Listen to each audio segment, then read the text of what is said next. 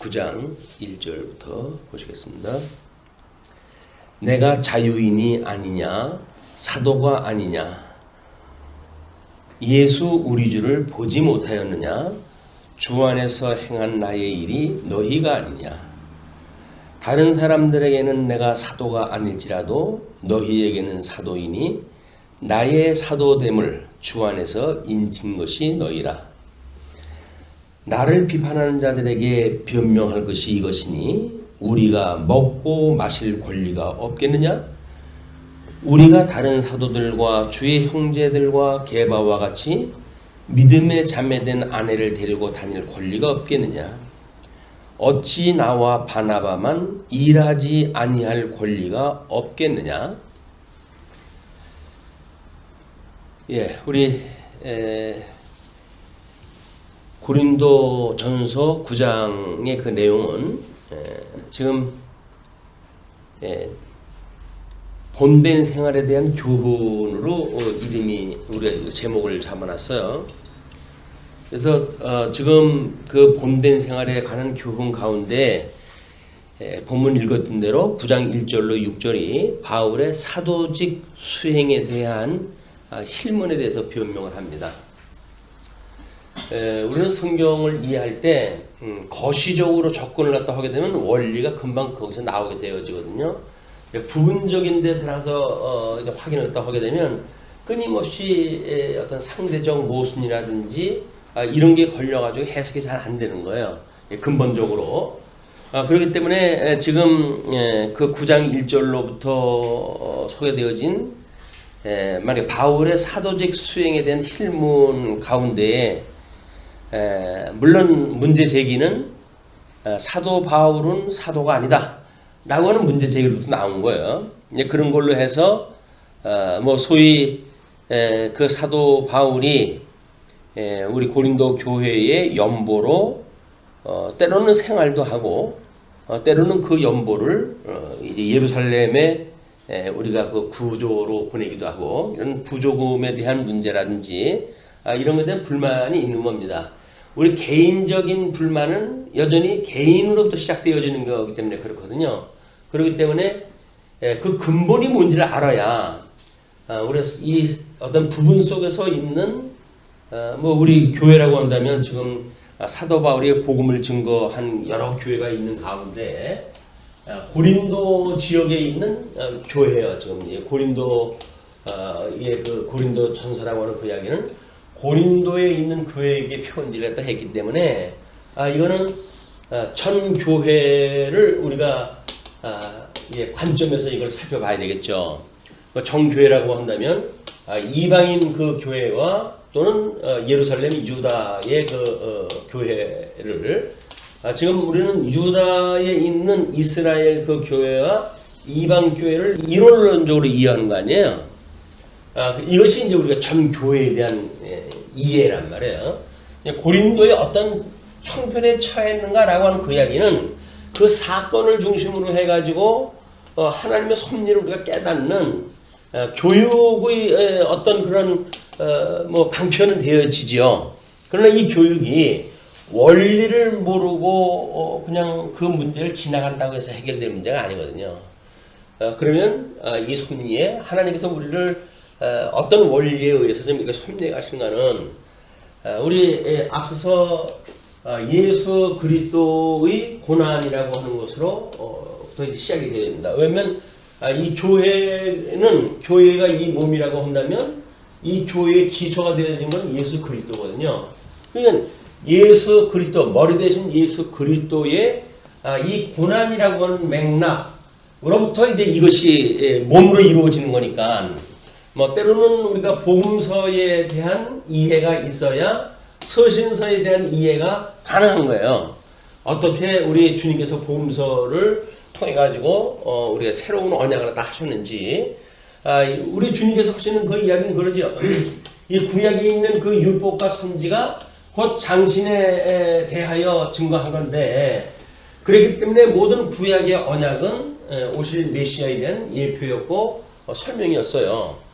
그렇기 때문에 지금 율법에서 말한 바가 뭐냐 선지에서 말한 게 뭐냐 라고 하는 것이 이제 구약 성경의 내용인데 이것이 우리 예수님이 이 땅에 오셔가지고 지금 이걸 이루시는 거고, 예수님은 우리 복음서에서 끊임없이 그의 의와 나라를 구하라고 이야기를 하지 않았어요. 그러니까 우리는 이걸 구하는 것이 예수님의 그 뜻을 갖다 파악을 하는 거예요. 그런데 하나님은 우리 예수님에 대해서 뭐라냐면 내가 보낸 자 예수 그리스도 믿는 것, 그것이 나의 일이야, 그렇게 이야기했어요. 하나님의 일이라고 하는 그런 관점에서 보게 되면 예수를 갖다 믿는 것이 하나님의 일을 갖다 하는 거란 말이에요. 우리가 일이라고 하는 것이 지금. 그런데 고린도 교회 자체 내 본문에서는 이 일이 어떤 자비량을 갖다 하느냐, 아니면 주어진 연보를 가지고 지금 사도 바울이 생활을 갖다 하느냐라고 하는 가장 지역적인 문제를 가지고 이게 언급이 되어지는 거예요. 그러나 이것은 하나님의 이것이 이제 그때는 일이라고 했으니까 자비량을 하기 위해서 사도 바울이 일을 갖다 하기도 했잖아요. 근데 이런 그 이야기인데, 이거는 여전히 예수 그리스도께서 보내신 의와 나라를 증거하기 위한 증인의 방편이겠죠. 이게 증인의 수단으로 이것이 이해가 되어지는 거예요. 그러면 예수 그리스도가 누군데? 이거는 하나님이 언약하신 대로 보낸 자, 그걸 믿는 것이 우리가 예수를 갖다 믿는 거예요. 예수를 갖다 믿는 거라고 그랬으니까. 그럼 예수를 우리가 믿었을 때 하나님의 우리가 참여가 되어지는 거 아니에요? 그럼 과연 하나님은 어떻게 이 계시를 시작을 하셨을까? 그런 맥락을 보게 되면 우리나라에서 천지를 창조하시죠. 그런데 그 지가 이것이 흑암이 우리 혼돈하고 공허하고 그 다음에 흑암이 깊음 위에 있었다. 이것이 땅의 상태였단 말이에요. 그래서 우리 천상계의 하나님이 하시는 일을 보게 되면 하나님께서 이렇게 첫째 날 만들어 놓으신 천지의 상태가 이 혼돈하고 공허하고 흑암이 깊음 위에 있는 상태였었는데, 첫째 날 하나님께서 빛이 있으라 하매 이 빛과 어둠을 나누신 일이 하나님이 하시는 창조의 역사예요. 둘째 날 윗물과 아랫물을 나누셔가지고 우리의 이런 공허했던 그 세상을 윗물과 아랫물의 질서를 갖다 만들어 가시는 일이란 말이에요. 거기서 이제 천상계와 천하계에 대한 개념이 만들어지죠. 천상계와 천하계의 개념이 만들어져서 이 4일째 그 만들어진 그 윗물과 아랫물 사이를 궁창이라고 하고, 그 궁창을 해와 달과 이런 천체계를 만드심으로 해가지고 이 해 아래의 세계, 그걸 우리 천하계라고 이야기를 하는 거예요. 우리 전도서에서는 해 아래에 새 것이 없고 뭐 이렇게 이야기가 되잖아요. 그러니까는 거기 뭐 성경에도 없는 천하계 얘기가 왜 나오냐 이렇게 이야기를 하지만, 성경에서는 해 아래라고 하는 걸로 설명이 되어져 있으니까 우리는 그걸 나름대로 압축적으로 용어로다 쓰다 보니까 천하계라고 하는 이름을 쓰는 거예요. 성경에 없는 이름을 쓰는 게 아닙니다. 그렇기 때문에 우리 이 천하계에 대한 이야기도 이게 이 넷째 날 이후에 만들어진 일이지만, 우리는 하나님의 뜻이 하늘에서 이루어진 것처럼 이 땅에서도 이루어졌으면 좋겠어요 라고 기도를 한단 말이에요. 그럼 이 땅에서 이루어지는 것은 지금 해 아래에서 여섯째 날 그 이후에 하나님께서 셋째 날 그 씨 맺는 채소를 갖다 만들어 주셨음에도 불구하고, 여섯째 우리 아담을 창조하셨을 때에는 경작하는 사람이 없으므로 씨 맺는 열매가 맺질 않아요. 채소도 없고.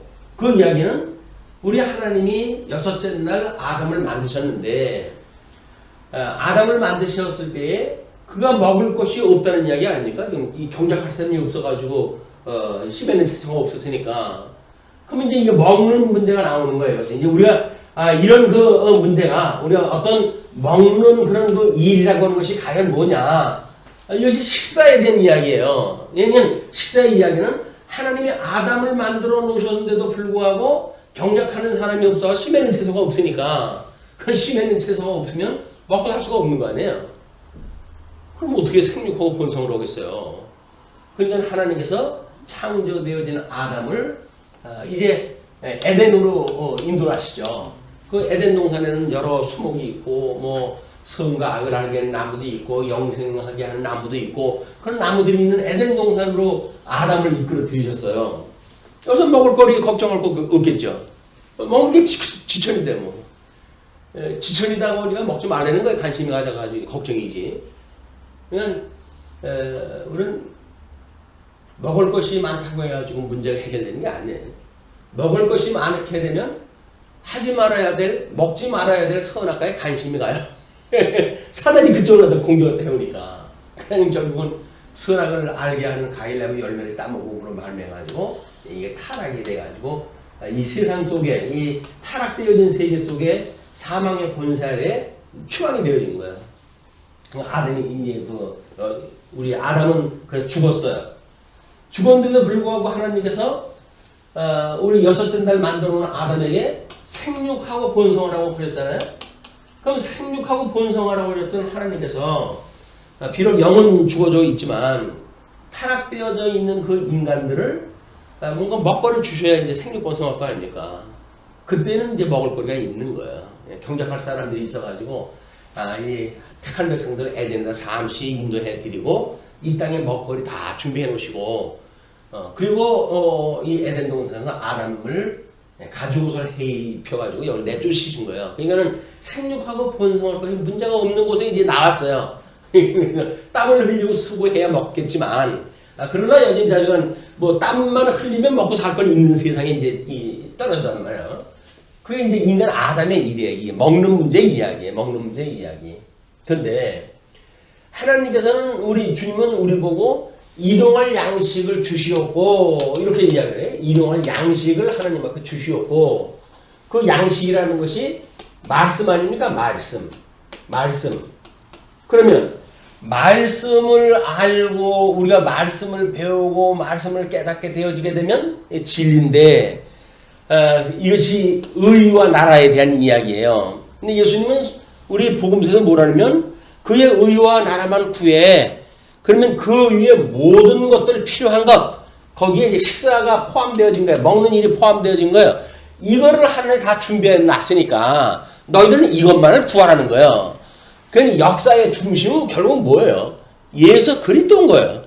거기서 뭐 이런 식사의 문제니 뭐 여러 가지 어떤 우리 환경의 문제니 이거는 그냥 예수를 의와 나라로 우리가 믿고 그것을 구하고 하는 인생의 본분을 살게 하시기 위한 그냥 언저리의 일들이에요. 언저리의 일들. 이게 본질이 아니라 본질은 의와 나라에 대한 문제고 먹는 문제라고 하는 그 이야기는 이것만 구하게 되면 이거는 자연히 따라오는 우리한테 부속물이란 말이에요. 근데 세상 사람들은 예수님이 중요한 걸 모르니까 예수님을 믿으면서 여거에 자꾸 관심을 가지고 있잖아요. 어떻게 하면 먹고 살까?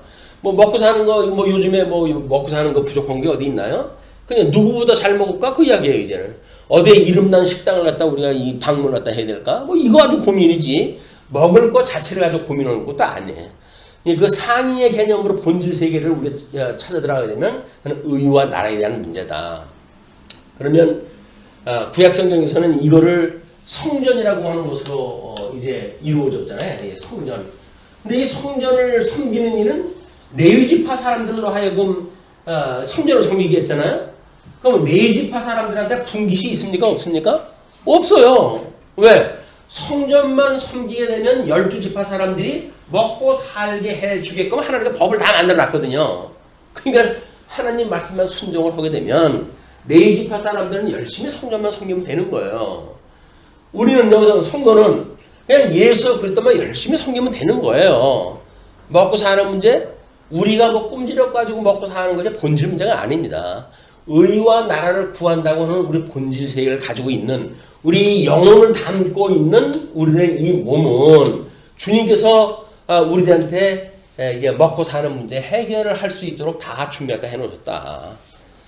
이 본질 문제를 이렇게 해서 우리가 이제 언급이 되어져야 고린도 교회에서 왜 지금 사도 바울을 사도도 아니야 그런 거 아니에요?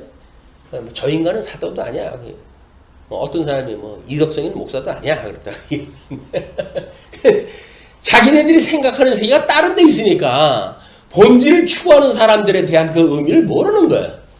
그래놓고 뭐 현상에 대한 그런 그 문제로부터 답을 갖다 얻으려고 하니까 그 답은 나오지를 않고 갈등 문제가 나오고 심지어 자기네들의 복음을 증거해줘가지고 죽었던 인생을 살아나게 했다고 하는 그 놀라운 자기네들의 뭐 정말 대부와 마찬가지 아닙니까? 죽었던 사람을 살려줬으니까 생명의 생명을 갖다 새로운 생명을 깨닫게 한 바울을 이렇게 매도하고 하는 데까지 나온단 말이야. 그건 또 거슬러 올라가면 뭐래요? 복음을 증거해준 바울을 매도한다는 이야기는 그가 전해줬던 예수 그리스도를 부정하는 일이고 예수 그리스도를 부정했다는 이야기는 하나님을 부정하는 일이 돼버리고 마는 거예요. 사소한 일이라고 우리는 뭐 생각하는지 모르겠죠. 그러나 본질 문제를 들어가게 되면 위에서 아래로 내려오는 것도 하나님의 계시의 방식으로 우리한테 중요하지만 우리가 거슬러 올라가는 것도 마찬가지로 현실 문제라고 하는 그 이야기는 예수 그걸 증거하기 위한 수단적인 건데 그것이 우리들한테 뭐 교회 생활을 하다 보면은 중요한 여러 가지 사건이 나오지 않습니까? 그럼 뭐 옳으냐 그르냐 시비 문제가 걸리고 시비 문제가 걸리게 되면 뭐 그걸 가르쳤던 목사에 대해서 하나님의 말씀을 일용할 양식으로 해가지고 끊임없이 우리 주님께서 우리한테 생명을 주십니다 라고 이야기했던 그 사람을 부정을 하고 그 부정을 하니까 전해졌던 예수 그리스도 사실은 없어진 거예요. 없는 거예요. 전했던 복음이라고 한다면 예수 그리스도를 우리가 제대로 전해졌던 그 말씀을 가지고 산다고 한다면 그걸 부정할 수가 없는 일들이죠. 그런데 사소한 일 같지만 복음을 증거하는 증인을 부정한다는 이야기는 뭐예요? 예수님을 부정한다는 이야기예요. 그냥 사도 바울이 뭐라 합니까? 유대인들한테 복음을 증거하다가 그 복음을 받아들이지 아니하는 자들에게 발에 먼지를 떨고 나는 이방인에게로 향하노라 이렇게 이야기하잖아요. 그 이야기는 뭐예요? 유대인 너희들은 멸망받는 거야 이제. 창감나무에서 잘려져 가지고 너희들은 잠시 동안 저주 아래 있을 거야. 때가 되면 하나님께 회복을 다 해주시지만 너희들은 민족적인 그런 뭐 어려움 다 겪고 그리고 말도 못하는 그 고난살이를 살다가 마지막 날 너희들이 마음을 다하고 뜻을 다하고 그리고 너희들이 돌아온다고 한다면 구약 백성들이 바벨론의 포로로 끌려갔다가 돌아왔던 것처럼 너희들도 그때야 돌아올 거야 그 이야기예요. 그러니까 우리가 사도 바울이 지금 고린도 교회에게 이렇게 원론적으로 설명을 하려면 이게 성경 한 권의 이야기 아닙니까? 창세기부터 다 해야 되니까. 그러니까 있는 현장의 문제를 가지고 간단하게 자기 입장을 설명하면서 복음의 의미를 이야기를 하는 거예요. 그러나 우리는 이제 고린도전서를 뭐 수차례 우리가 이거 공부하고 있으니까 원뿌리가 어디로부터 시작되어지냐라고 하는 근본 문제를 가지고 이거 문제를 이제 해 들어가야 목사를 사례를 갖다 줄 거냐 말 거냐 목사가 배부르면 타락된다 안 된다 배를 굴려야 된다 라고 해가지고 그런 아주 그 절제되어져 있는 목사를 사랑하는 그런 마음을 가지고 배를 굶길 거냐라고 하는 문제는 성도들이 이제 믿음의 문제예요. 뭐 합리적으로 여기서 말 잘하는 사람들은 별의별 얘기 다 하죠. 거기 모인 사람들 다 설득할 만한 이야기 나올 수도 있어요. 근데 그 말에 있는 게 아니잖아요. 그 배면에 보게 되면 그분이 지금 이 예수 그대로 품고 사느냐에 대한 문제가 나오기 때문에 믿음이 없는 사람이 그 천상 유수로 해가지고 설명을 한들 무슨 의미가 있어요. 예수 그리스도를 품고 사는 사람이라고 한다면 그분과 더불어 하나의 지체가 되어진 성도라고 한다면 우리가 과연 어떤 생각을 가지고 살아가야 될 것이며 또 어떻게 주님께서 우리를 그렇게 견인을 해서 주님 오시는 그날까지 우리를 붙들고 계실 것인가 라고 하는 것이 고린도뿐만 아니라 모든 서신서 설명 다 끝났어요. 이걸로. 이 원론 문제이기 때문에 원론 문제. 자 그러면 한번 보세요. 이제 내가 자유인이 아니냐? 그 자유인이라고 하는 건 두 가지로 측면으로 볼 수가 있겠죠. 지금 사도 바울이 자유인이라고 이야기했던 거는 지금 로마 제국의 속국으로 있잖아요. 그래서 이 로마의 속국으로 있는 이 유대인 출신이지만 자기 할아버지 때 이미 로마 시민권을 가지고 있기 때문에 사도 바울은 로마의 시민이에요.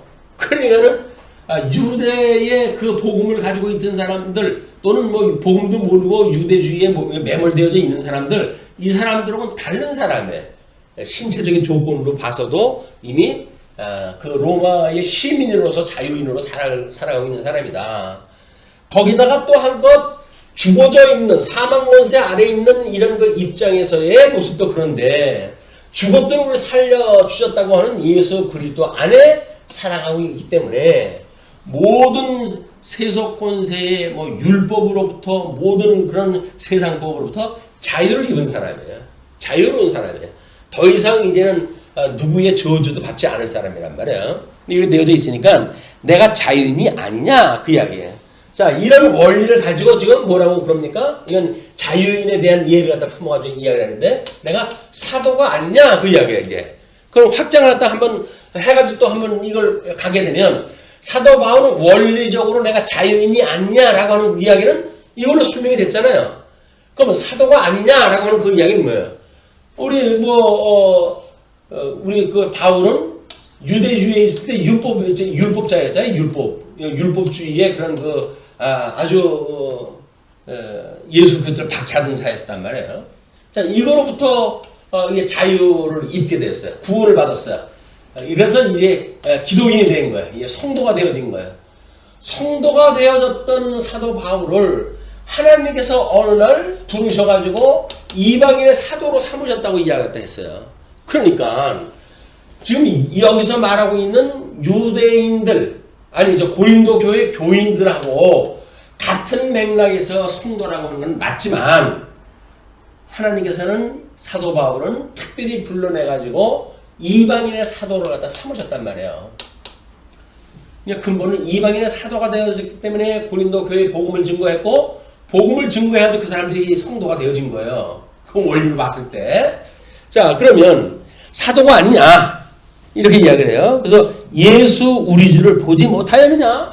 뭐 사도는 네가 뭐 예수님을 본 적이 있어? 뭐 왜 사도야? 라고 이야기를 하니까 담에서 뚜성에서 그 예수님을 만났던 이런 경험을 가지고 있는 사람이고 사도로서 하나도 부족한 바가 없도록 주님께서 그를 갖다 인도하셨단 말이야. 구약 성경을 너무나 잘 알고 있기 때문에 그 구약 성경대로 우리 예수님이 어떻게 출생을 했고 어떻게 고난을 받았고 어떻게 십자가에 죽으셨고 어떻게 부활하셨고 그리고 지금은 승천해서 하나님의 그 아담에게 언약을 했던 통치 언약 그 모든 것을 예수님이 그걸 받으셔가지고 여기에 천상천하 모든 사람들의 주권자가 되어진 대주제가 되어진 예수 그리스도를 이 사도 바울은 믿어요. 그냥 이 사도 바울이 믿는 대주제가 되신 예수 그리스도는 고린도 교인들이 지금 불만을 가지고 믿고 있는 신앙 정도의 그런 예수님은 다른 예수님이에요. 이것이 우리 예수 그리스도는 대주제가 돼서 지금도 만사와 만물을 친히 통치하시는 분이다.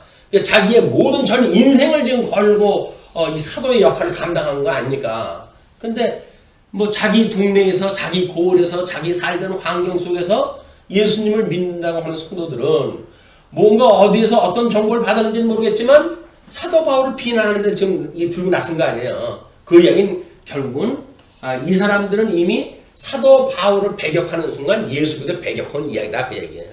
예수님이 뭐 약속을 했으니까 너희들을 미워하는 거는 먼저 나를 미워하는 거야 이렇게 이야기를 했잖아요. 사도 바울이 고린도 교인들한테 미움을 당한다는 이야기는 뭐예요? 고린도 교회 성도들이 예수님을 미워한다는 이야기예요.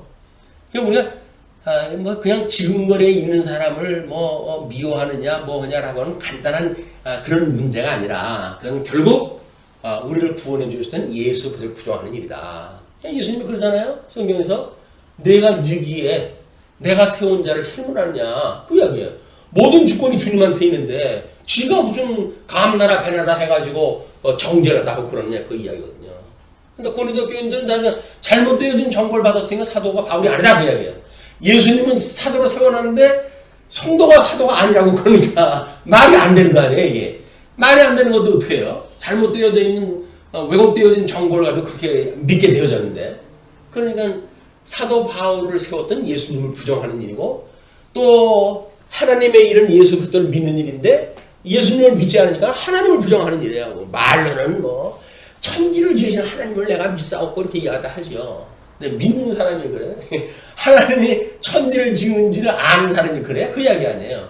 내가 예수 그리스도를 보내가지고 그로 하여금 내가 모든 통치권을 갖다 그한테 이양을 했어. 이젠 그가 너희들 대심판도 그가 할 거야 라고 하는 거 이거 아니에요 이게? 마지막 요한계시록 마지막 때 예수님이 보좌에 앉아가지고 100% 심판도 하실 터인데 근데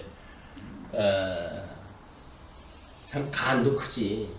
그 사도 바울을 부정을 했다 하는 이게 도대체 무슨 일입니까? 사도 바울은 지금 자기의 사도권을 그렇게 주장을 했다 했어요. 뿐만 아니라 이제 우리 주를 보지 못하였느냐 이렇게 얘기했다니까 주 안에서 행한 나의 일이 너희가 아니냐? 사도 바울이 이방인 사도가 돼가지고 고린도에게 복음을 증거해가지고 지금들이 성도가 됐어요. 아니 그럼 복음을 두고 성도가 되는데 당신은 사도 아니야? 그러면 자기네들이 받아들였던 복음은 뭐예요 도대체? 그러니까 우리가 가르치는 자와 더불어 좋은 곳으로 함께하는 그 이야기는 가르치는 그런 그 일이 복음의 뭐가 이것이 보낸 자가 누구 세운 자가 누구 이것이 하나님의 어떠한 그런 사역 가운데 있는 일이고 이런 근본적인 일을 알게 되면 자기네들에게 말씀 가르쳐주는 목사를 비난하고 하는 일이 얼마나 이게 무서운 일인지를 알게 되죠. 그걸 모르게 되면 상대적으로 해서 하는 거예요. 상대적으로 너만 뭐 성도냐 나도 성도다 라고 이야기하다 해가지고는 결국 무슨 뭐 목사를 갖다가 정죄를 갖다 해가지고 뭐 별의별 일이 다 만들어지는 것이 현금의 이 세상의 일이다. 사도 바울은 그래도 이방인 사도인데 고린도 교회 그 하수들이 공격한다고 해서 무너지겠어요? 그러니까 원리적으로 설명을 해가는 거야 이제.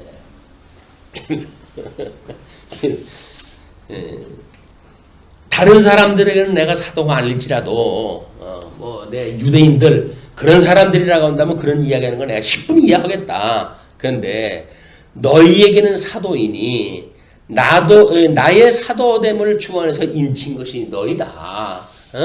내가 사도라는 건 내가 전하는 복음을 듣고 너희들이 거기서 은혜의 감격을 가지고 기뻐했고 그것이 내 복음을 인정한 일이니까 그것이 결국 내 사도되어진 걸 너희들이 인쳐준 게 아니냐 그런 그 이야기예요. 성령이 감동을 주어가지고 지금 이들이 이는 쳤다고 이야기를 하지만 이들을 감동시켰던 성령께서 사도 바울의 그 사도성을 이미 인정한 사건이 아니냐 그런 그 이야기죠. 자, 그렇게 이제 하면서 나를 비판하는 자들에게 변명할 것이 이것이니 우리가 먹고 마실 권리가 없겠느냐? 참 치사한 일이지만 그걸 아주 시비를 거니까 어떡하겠어요 사도 바울이. 뭐 자비량을 하다가 뭐 형편이 좋아가지고 자비량을 안 했는지 어떻게 했는지 고린도 교인들이 자기는 자비량 문제 때문에 이제 시비를 거는 거 아니에요. 먹고 마실 그 고난에 대한 문제를 가지고 지금 공격을 갖다 하오니까 그러니까 우리가 먹고 마실 권리가 없겠느냐? 그러면서 유사한 그 동류에 대한 예를 들어요. 우리가 다른 사도들과 주의 형제들과 게바와 같이 믿음의 자매된 아내를 데리고 다닐 권리가 없겠느냐? 내가 가족을 이루고 있고 그렇다고 한다면 가족을 데리고 일을 하다 해야 되는데 마땅히 그 가족과 더불어서 일을 하다 해야 되는 일인데 그럴 고난이 나한테 왜 없겠느냐? 내가 좀 홀몸이니까 내 하나 입에다 풀칠하는데 너희들 그거 가지고 시비 걸어? 그런 이야기 아니에요 지금 사도 바울이. 내가 만약에 일가족을 거느리고 있다고 한다면 가장인데 그거에 대한 책임 먹을 권리가 있다고 한다면 지금 나 하나 입에 풀칠해주는 거 그거 가지고 제세할 일이 아니야 지금. 우리 가족 다 먹여 살려야 되는데 그 이야기예요 이게. 자기가 데리고 다니는 베드로는 결혼했다 했기 때문에 아내와 함께 다녔잖아요. 그러니까 그런 아내된 믿음의 자매된 아내를 데리고 다닐 권리가 없겠느냐. 어찌 나와 바나바만 일하지 아니할 권리가 없겠느냐. 바나바하고 지금 둘이서 이 동역으로 하고 있으니까 어찌 바나바하고 나만 그 권리가 없겠느냐 그 이야기예요. 다른 사람들은 다 인정한다 하는데 베드로가 그 일을 갖다 했다고 해가지고 너희들 베드로 사도성 부정하고 그러겠니? 내가 이방인 사도가 됐다고 하니까 너희들 바나바하고 그렇게 죽음의 그런 그 지경을 거치면서 복음을 증거하고 일하다 하는데도 불구하고 두 입이 먹으면 얼마나 먹겠어요. 이 사람들은 지금 먹고 마시는 문제가 아닌 거예요. 미혹을 당해가지고 지금 뭐 왜 우리가 널 책임져야 됐냐 뭐 이런 문제 가지고 지금 덤벼들고 있으니까 사도 바울은 그런 원리를 상대적인 원리를 가지고 이제 이해를 해주는 거야. 뭐 우리 예루살렘의 기둥과 같이 여기는 그런 그 베드로는 어떻게 이 복음의 사역을 하는지.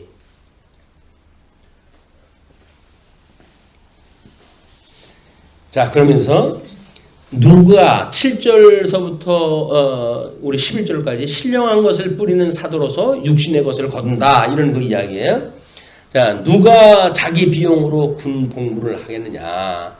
누가 포도를 심고 그 열매를 먹지 않겠느냐? 누가 양떼를 기르고 그 양떼의 젖을 먹지 않겠느냐?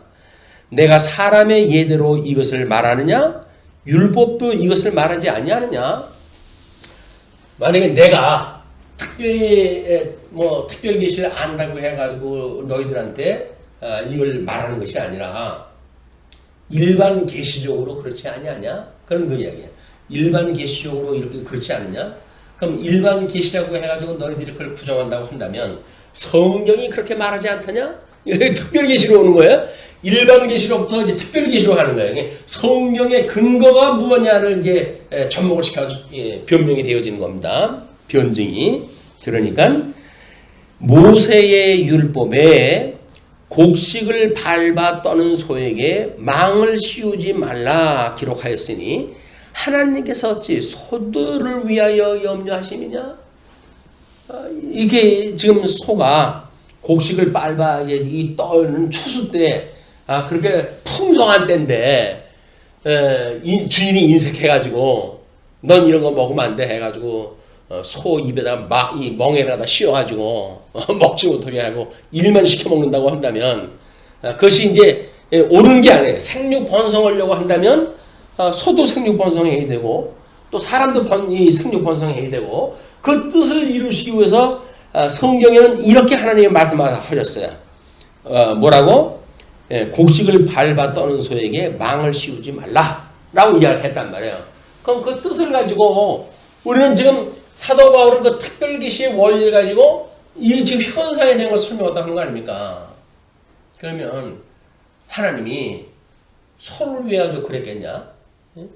말 못하는 짐승 때문에 그랬겠느냐? 그 소 주인한테도 무슨 유익이 있고 서로 유기적인 어떤 그런 관계 속에서 이로운 그런 말씀을 주신 거지. 그것이 소를 위해 가지고 멍에 씌우지 말고 망 씌우지 말고 그래가지고 마음대로 먹게끔 했겠냐? 그런 이야기 아니에요. 우리는 사람의 입장에서 보면 뭐 어떻게 생각이 돼요? 이럴 때 왜 그걸 씌워가지고 시간도 바쁜데 뭐 조금 뭐 여기 거 염을 흐적거리고 저기 염을 후적거리다가 일 못하고 능률이 떨어지니까 그래서 이걸 씌우라다고 뭐 자기 방식대로 이해할 거 아닙니까? 그게 아니다는 얘기예요. 우리 하나님께서 셋째 날 이제 이 혼돈했던 그 땅을 육지와 바다의 육지 이제 드러나게 하셔가지고 육지에다가 식물을 심잖아요. 그럼 이 셋째 날 심은 식물이에요. 그래서 우리는 이걸 천상수라고 이야기하는 거예요. 천상수. 하나님 나라 천상계에 있는 나무라는 이야기죠. 그런데 셋째 날까지 만들어낸 이야기들이 뭔가 좀 형이상학적인 이야기들이 나오다가 그래서 나무라고는 가시적인 어떤 나무를 갖다 이야기를 하니까 셋째 날 좀 집어넣기는 좀 못하다 라고 해가지고 어떤 목사님도 이거를 둘째 날까지는 큰 동그라미를 그리고 셋째 날 동그라미는 한 절반 정도 이렇게 줄여가지고 이제 설명을 하고 그랬어요. 그렇지 않습니다. 만약에 이 천상수라고 하는 개념이 없으면 생육 번성하라고 했던 하나님께서 이 씨를 맺는 채소가 없으면 생육 번성할 수가 없잖아요. 그러면 이 어떤 성결한 의미로 봤을 때 아담이 오실 예수 그리스도의 예표적인 인물이라고 한다면 예수님으로 인하여 생육 번성을 하려고 한다면 어떻게 해야 돼요? 그럼 끊임없이 인용할 양식이 되는 거예요. 그죠? 예수 그리스도가 그 몸과 피로 해가지고 돌아가심으로 해서 우리가 그걸 먹고 마심으로 해가지고 예수 그리스도의 생명의 참여가 되어지는 이것이 되어지는 것이 저 신령한 식물을 먹었을 때 가능하단 말이에요. 신령한 식물을. 그러면 구약 성경에서는 저 신령한 식물에 대해서 어떻게 이야기했을까? 뭐 모세가 이제 12지파 중에서 뭐 시비가 걸려고 그러니까 지팡이를 시험을 하죠. 지팡이 시험을 해요. 근데 아론의 지파에서만 싹난 지팡이 돼버리잖아요. 싹이 났다는 이야기는 뭐예요? 생명이 되는 생명이. 그 생명의 원리가 여기라니까요. 이게 없으면 마른 가지, 똑같은 마른 가지에서 왜 거기는 아무것도 없는데 그 아론의 싹난 지팡이만 싹이 나겠어요. 사료 열매가 맺고.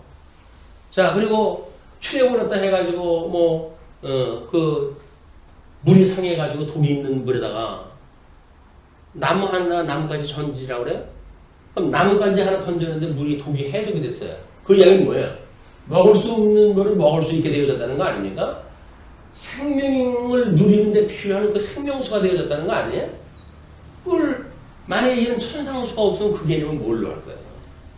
그 출애굽을 했다 해가지고 애굽에서 가져 나온 음식물 다 이게 떨어졌어요.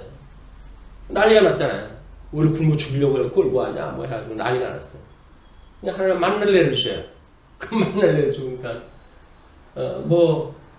처음에는 욕심이 있는 대로 부려가지고 그러잖아요.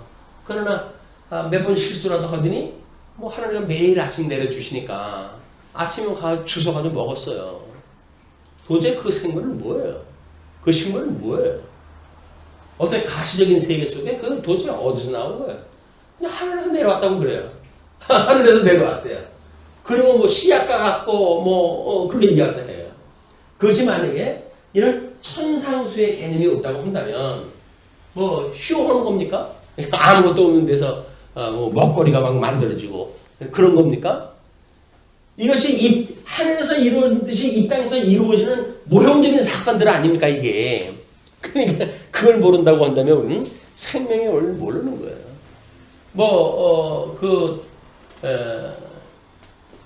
아람 지역의 그 장군이 엘리야가 그 능력을 보인다 그랬더니 왔잖아요. 그랬더니 엘리야가 뭐라 그래요? 요단강물을 씻어라 그래요. 요단강이 뭐예요?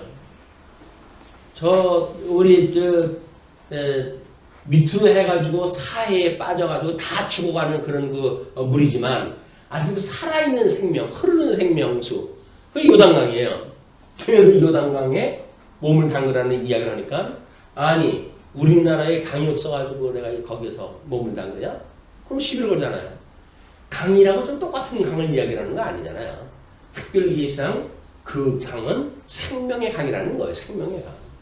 그들이 그걸 건너가지고 이 가나안 땅을 들어가는 사람들 아닙니까? 그러니까 생명의 원리가 뭔지를 우리가 알게 되면 겨우 이쪽에 와가지고 입에 푹 치러놓아가지고 시비를 갖다 한다는 이야기는 있을 수가 없는 이야기란 말이에요. 우리는 그 문제로 우리 신앙생활하면서 제일 힘든 게 뭡니까? 그거요. 어떻게 먹냐, 어떻게 사냐, 그 얘기 아닙니까? 아니 우리 영혼을 죽었던 영혼을 살려줬던 그 주님에 대한 이야기는 다 없어져 버리고 그래서 어떻게 내가 먹고 살지? 이 이야기한다 하니까 고맙고 답답한 거예요. 복음을 믿는 게 아니라 환경을 믿는 거예요. 그냥 살만한 세상에 그냥 사는 거지 무슨 죽었던 내가 살아났습니까? 그럼 우리는 복음을 들으면서 복음하고 상관없는 삶을 살게 되어지니까 우리는 이 땅에서 끊임없이 심지어 가르쳐주는 자까지 대적을 하면서 이런 싸움박질이 일어나게 되어지는 웃지 못할 일이 만들어지는 거예요. 이건 논리를 알고 이런 원리를 안다고 한다면 있을 수가 없는 일이에요. 모르니까 이런 일들이 만들어지지. 그러니까 이제 사도 바울이 저 구약 성경의 예를 들어가지고 오실 메시아에 대한 우리가 어떻게 생명을 먹고 영생을 누리는가에 대한 그런 그 원리를 설명한 거죠. 그러니까 오로지 우리를 위하여 말씀하시 아니냐. 이건 선택한 백성들한테 복음을 깨닫게 하시기 위해서 그걸 갖다 말씀을 주신 거지 소를 위해 가지고 망치우라고 그랬겠냐? 이 돌대가리들아. 그런 그 이야기예요. 돌대가리라는 소리는 안 했어요. 그렇지만 돌멩이 같은 영이 없어가지고 죽은 흙덩이 같은 생각을 가지고 있으니까 지금 그걸 지적을 하는 거 아닙니까? 너희들이 아브라함의 자손인 거 자랑하지 마라. 내가 길가의 돌멩이를 가지고도 아브라함의 자손을 만들 수 있는 하나님이야. 라는 걸 이야기하는 것이 하나님이에요. 그러니까 흙으로 만들어진 인생들이 흙으로 만들어진 세계 속에서 흙으로 만들어진 논리를 가지고 이야기한다는 것은 매우 어리석은 일이란 말이에요. 신령한 본질의 세계가 뭔지를 보지 못하면 끊임없이 현상 세계 속에서 만들어진 먹거리 가지고 시비가 가려진다. 뭐 어저께 MBC라고 하는 방송국에서 대형 모 교회의 뭐 부정 일에 대한 걸 고발한다 했더라고요. PD 수첩이라고 하는 프로그램에서 8천억이나 얼마나 이 썩을 놈의 그 땅속에 있는 그걸 8천억을 갖다 그 쥐어앉아가지고 그게 뭐 복음에 도움이 되겠다고 이 주님의 사신교회를 갖다 그렇게 욕보이는지 그 사람들한테는 저주입니다. 저주. 아니 8천억이 뭐예요? 그 자기가 그 8천억을 깔고 앉으면 모르고 그걸 뭐 짊어지고 자면 뭐래요. 온통 그냥 모든 사람한테 욕을 먹고 성도들한테 상처를 주고 복음을 증거한다고 하지만 그 많은 사람들한테 얼마나 그게 독이 돼버리고 있는데 그런지도 모르고 그걸 변명으로 앉아 있으니 그리고 뭐 사진 찍는다고 해가지고 무슨 뭐 어디 보안대에서 나온 사람들 같아 멱살 붙들고 뭐 아주 완전히 헌병대들이야. 헌병대들. 교회에서 어디 그런 데가 있어요. 그건 복음이 없는데. 그래서 뭐 너무 유명한 목사님이니까 하나님 감사합니다. 연보하면서 그래. 이제 특별 연문지 뭔지. 하나님 감사합니다. 우리 당회장 목사님 사랑합니다. 하나님한테는 감사하고 목사님 사랑한대요. 그러면서 그렇게 나오는 사람들마다 그렇게 고백을 한다 하고 대라하더라고요. 복음을 깨닫게 해줬으니 얼마나 고맙겠어요. 복음을 깨닫게 해줬으니 얼마나 고맙겠어요. 근데 복음을 깨닫게 한 건지 대형교회가 돼가지고 뭐 아는 사람도 많고 어쩌고 저쩌고 하다가 잘 먹고 잘 살게 되어졌는지 그것 때문에 온통 그 교회가 이상한 교회로 돼버리고 그래도 그 큰 교단에 아주 그 중요한 그런 그 역할을 하는 교회입니다. 차마 그러면 안 되지. 선생된 자가 그러면 안 되는 거예요. 아니 개척교회에서 먹을 거 없는 목사가 그랬다고 한다면 불쌍하게나 보이지. 그래가지고 뭐 한 벌밖에 없다고 그러니까 그분들은 옷이 한 벌밖에 없어. 예, 밭가는 자는 소망을 가지고 갈며 곡식을 떠는 자는 함께 얻을 소망을 가지고 떠는 것이라. 밭가는 자는 소망을 가지고 밭을 갈지요. 곡식을 떠는 자는 함께 얻을 소망을 가지고 떠는 것이고 함께라고 한다면 우리 그 뭐 추수를 갖다 하는 송아지가 됐든 또는 그걸 떠는 그 부리는 사람이 됐든 다 소망을 가지고 하는 일이다. 우리가 너희에게 신령한 것을 뿌렸으니 신령한 것을 뿌렸은즉 너희의 육적인 것을 거두기로 과다하겠느냐? 본질을 지금 선포하기 위해서 그 일을 했다고 쳐니 내가 너희들 육적인 걸로 해가지고 뭐 동고수 한다고 해가지고 그 수많은 사람들 앞에서 자기 한 입 먹었으면 얼마나 먹었겠어요. 그거 가지고 과하다고 그러냐? 과하다고 그러냐? 내 입마저 없으면 좋겠냐? 그게 뭐예요? 너 없어도 한 입 굽고 그러면 더 우리 많이 나눠 먹을 수 있겠는데 그럼 신령한 양식은 뭘로 먹으려고? 그 얘기 아니에요? 신령한 양식은 뭘로 먹으려고? 신령한 말씀을 증거하는 자는 그런 거로서의 의미가 있는 건데 그걸 겨우 이 세상 아래 썩을 걸 가지고 비유하다 하는 이런 그 고린도 교회의 안타까운 그런 그 심정을 사도 바울은 교회에 고백하다 하는 겁니다. 자, 그러면서 이제 12절서부터 18절을 보시게 되면 복음을 위하여 사도의 권을 사용하지 않는다고 합니다. 다른 이들도 아까 예를 들었던 인물들의 다른 이들도 너희에게 이런 권리를 가졌거든 하물며 우리일까 보냐. 왜 차별을 갖다 하죠? 이 사람들은 바로 그 사람들 복음을 증거를 갖다 했고 성령이 열사할 때만 하더라도 그의 사도성을 인정한 사람들이기 때문에 그런 그 이야기죠. 네, 하물며 우리일까 보냐. 그러나 우리가 이 권리를 쓰지 않냐고 범사에 참는 것은 그리스도의 복음에 아무 장애가 없게 하려 함이로다. 그럼에도 불구하고 조건이 됐을 적에는 복음의 방해를 받지 않기 위해서 내가 자비랑도 하고 이렇게 했던 거야. 네, 이것이 마땅하다고 해가지고 내가 이렇게 했더니 그것이 마땅하다고 해가지고 지금 그걸 안 하고 만약에 뭐 밥을 먹게 되어진다고 한다면 그거 가지고 비난하느냐 그 얘기죠. 이건 지금 현실교회에서 마찬가지입니다. 처음에 자비랑 하고 뭐 이렇게 할 적에는 아이 뭐 연보 안 해도 되는데 얼마나 좋아요. 그러니까 뭐 우리 목사님 하죠. 그러다가 뭐 그 목사님 없어지고 다른 목사님 와가지고 생활이 안 되는 목사님 오게 되면 함께 먹어야 될 거 아니에요. 그렇다고 한다면 우리 목사님은 자비랑 갖다 했는데 저 사람 싹군 목사가 돼가지고 충격에 받는.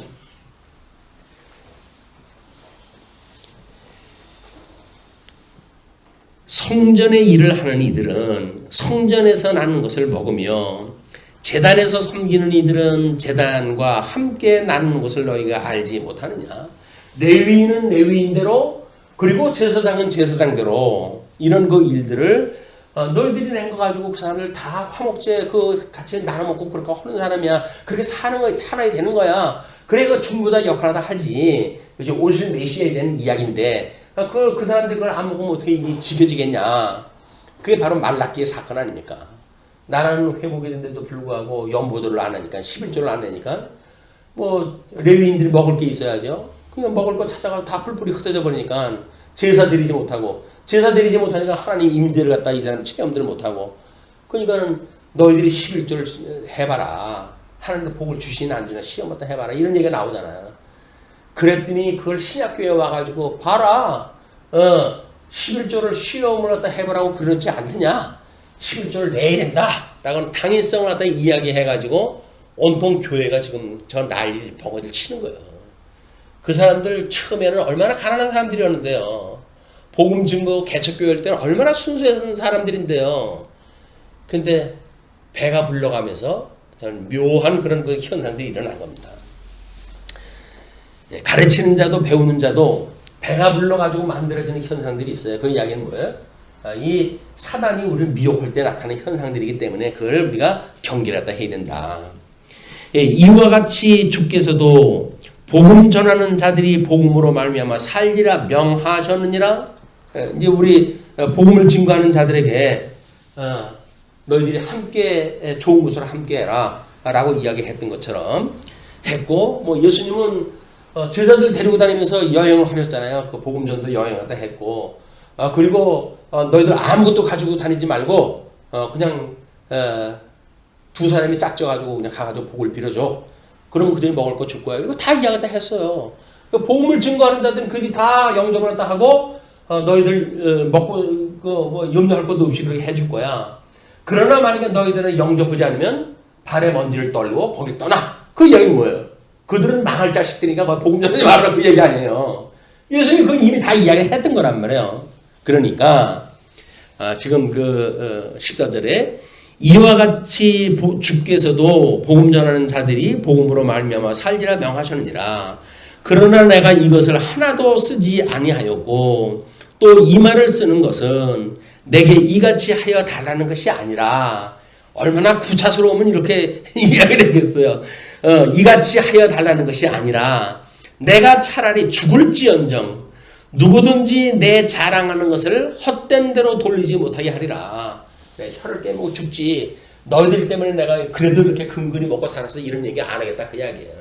하나님께서 그 일을 하기 위해서 내가 돈이 없으면 자비량을 갖다 해가지고도 일하다 했지. 복음을 받고 깨달은 너희들도 이렇게 이야기를 하는데 처음서부터 내가 들어가가지고 뭐 먹거리나 같이 필요한지 이리 기우 저리 기우하면 너희들이 나를 어떻게 생각했겠느냐. 그런 그 이야기죠. 예, 그러면서 내가 내 자의로 이것을 행하면 상을 얻으려니와 내가 자의로 아니한다 할지라도 나는 사명을 받았노라. 이걸 자의로 한다 할지라도 내가 자비랑 갖다 해서 복음을 위해서 자비랑 했다고 한다면 그건 상 받을 일이야. 또 만약에 자의적으로 안 했다고 하더라도 여건이 돼가지고 그렇게 했다고 하더라도 그것이 하나님 앞에 칭찬 들을 일이지 비난받을 일이 아니다. 그런 그 이야기죠. 내가 사명을 받고 그걸 위해서 한 일이다. 그런즉 대상이 무엇이냐? 내가 복음을 전할 때에 값없이 전하고 복음으로 말미암아 내게 있는 권리를 다 쓰지 아니하는 이것이로다. 이것이 상이에요, 상. 지금 그걸 이제 우리가 뭐 은사라고 이렇게 이야기를 하잖아요. 아니 뭐 대대로 해가지고 돈 있는 사람이 자기가 목회를 했다 시작했다고 한다면 처음부터 뭐 연보에 신경 쓰겠어요? 자기가 다 자비량으로 해서 건물 뭐 짓거나 무슨 뭐 전세를 긋거나 해가지고 다 꾸며놓고 당신들 그냥 와서 듣기만 하시오 해가지고 시작을 할 수도 있겠죠. 그러니까 그게 안 되는 사람은 어쩔 수 없이 뭐 남의 집이 신세를 갖다 져야 되는 거 아니겠어요, 이게. 그러니까 지금 이 하나님께서 나한테 상인을 갖다 주셨는데 사명을 받고 그 사명에 따른 상을 주셨는데 그 상이라고 하는 것이 복음을 전할 때 값없이 복음을 증거했다는 이야기예요. 그게 뭐예요? 예수 그리스도가 값없이 우리를 구속하셨다라고 하는 깨닫는 방식으로 지금 복음을 증거한 방편이란 말이에요. 이게 복음을 증거한 방편이기 때문에 나는 복음을 증거했고 그것이 나의 상이 된 거야. 그런 거 이야기를 하는 거예요. 예수 그리스도 값없이 우리한테 내어줌이 돼가지고 우리가 죄로부터 구속받았다고 하는 그 은혜를 내가 자비랑 해가지고 복음을 위해서 증거를 했다 했는데 인제 와가지고 형이 하학적인 입장에서 너희들 뭐 나한테 뭐 좀 돈 좀 주고 뭐 여비 좀 주고 그러는 게 부담스럽다고 이렇게 이야기를 하게 되면 이 본질을 너희들이 모르는 거지. 그런 그 이야기를 하는 거예요 지금. 자 이제 그러면서 19절서부터는 복음에 참여하기 위해서 모든 사람에게 종이 되었다라고 하는 이야기를 하는데 차 한잔 하시고